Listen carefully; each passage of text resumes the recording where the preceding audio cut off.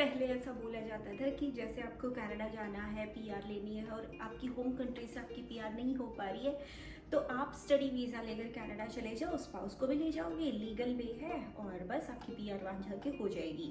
सबसे ईजीएस्ट वे माना जाता था स्टडी वीज़ा और स्पाउस वीज़ा। आज के टाइम में इसका बिल्कुल अपोजिट हो चुका है। 2024 में जितने चेंजेस आए हैं स्टडी वीज़ा के लिए, उतने ही चेंजेस आए हैं स्पाउस वीज़ा के लिए। सबसे पहले मार्च 24 में ये अनाउंसमेंट किया गया कि स्टूडेंट जो है वो अपने स्पाउस को नहीं बुला सकते कनाडा। चलो जी, वो भी ठीक था, लोगों ने उसको एडजस्ट कर लिया कि जब वो वर्क परमिट पर जाएंगे तो वो अपने स्पाउस को बुला लेंगे। बट अब 2025 में ये अनाउंसमेंट आ गया है इफेक्टिव 21 जनवरी 2025 कि कोई भी वर्क परमिट होल्डर अपने स्पाउस को ऐसे ही कनाडा नहीं बुला सकता अनटिल उनकी जो जॉब है वो कुछ कैटेगरीज में ना हो या फिर हाई पेड मैनेजमेंट और इन जॉब्स में ना हो। वो कैटेगरीज क्या है मैं भी आगे आपको बताती हूँ। इस रूल के बाद तो ये लगा लो बच्चों की कनाडा आने की इच्छा बिल्कुल ख़त्म हो चुकी है। जो पहले थोड़े बहुत स्टूडेंट बचे थे 2024 में जितने रूल चेंजेस आए उनके बाद लोगों ने स्टडी वीज़ा कनाडा का लेना वैसे ही कम कर दिया था। अब जो थोड़े बहुत लोग बचे थे इस रूल के बाद ये जो स्पाउस वाला रूल आया है वो और भी चांस कम हो गए हैं, क्योंकि स्पाउस के बिना पहले इंसान स्टडी टाइम तो चलो निकाल लेता था कि चलो वर्क परमिट पर बुला लेंगे। अब वर्क परमिट में भी इतनी रेस्ट्रिक्शंस आ गई हैं कि वहाँ पर भी स्पाउस वीज़ा डिफिकल्ट हो गया है, तो लोग अब हर सिचुएशन में कनाडा को थोड़ा अवॉइड ही कर रहे हैं। तो अब बात करते हैं इस न्यू रूल के अकॉर्डिंग कौन से लोग होंगे जो अपने स्पाउस को कनाडा बुला सकते हैं। सबसे पहले बात तो उनका एनओसी लेवल, जिस नॉक लेवल में वो जॉब करते हैं, अगर वो 0 है या 1 कैटेगरी है तो आप कोई भी अपने नॉक लेवल के हिसाब से बुला सकते हैं, जैसे कि सीनियर मैनेजमेंट हो गए या फिर मैनेजर्स हो गए, ये सारी जॉब्स आती हैं। उसके साथ अगर आपकी जॉब है टीयर 2 और टीयर 3 के अंदर, तो आपके पास जो जॉब है वो सिर्फ इन डिमांड सेक्टर में ही होना चाहिए, जैसे कि हेल्थ केयर है या फिर आपकी जॉब में फ्रेंच की रिक्वायरमेंट है, स्किल ट्रेड है, कंस्ट्रक्शन है, प्लम्बर है, ये जो डिमांड है। मैं एनओसी कोड आपके स्क्रीन पर भी आ रहे होंगे, मैं यहाँ पे मेंशन करूँगी, आप डिस्क्रिप्शन बॉक्स से भी ले सकते हैं। सिर्फ इन एनओसी कोड्स में जब तक आपकी जॉब है और अगर वो टीयर 2 और टीयर 3 है तब आप अपने स्पाउस को बुला सकते हैं। ऐसा नहीं है कि कोई भी टीयर 2 लेवल की जॉब अपने स्पाउस को बुला लेगा।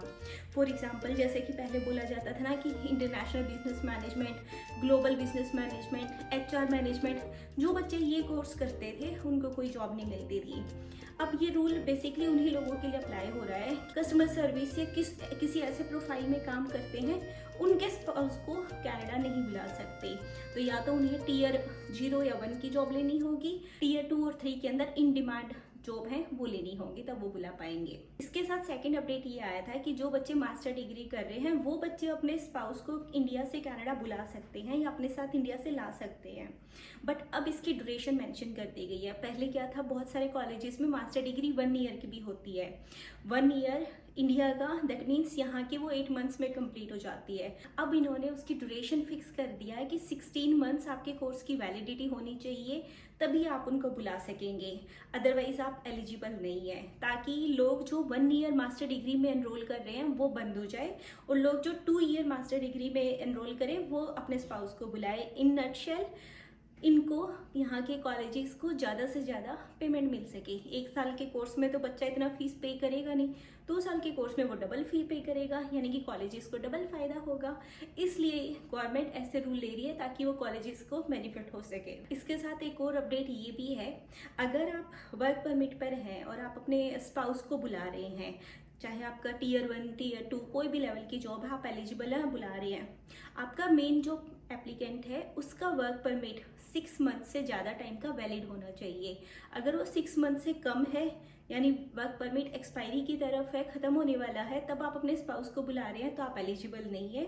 6 मंथ से ज़्यादा इसको होना चाहिए। तो ये भी एक बहुत बड़ा अपडेट है। बहुत सारे लोग स्टार्टिंग में जैसे स्टडी वीज़ा में वर्क परमिट में अच्छे लेवल की जॉब नहीं ले पाए, वो बाद में अगर इस लेवल की जॉब लेते हैं फिर अपने स्पाउस को बुलाते हैं तो वो इस कैटेगरी में फंस जाएंगे कि 6 मंथ्स का वर्क परमिट नहीं बचा हुआ है। तो ये भी एक बहुत बुरा अपडेट है।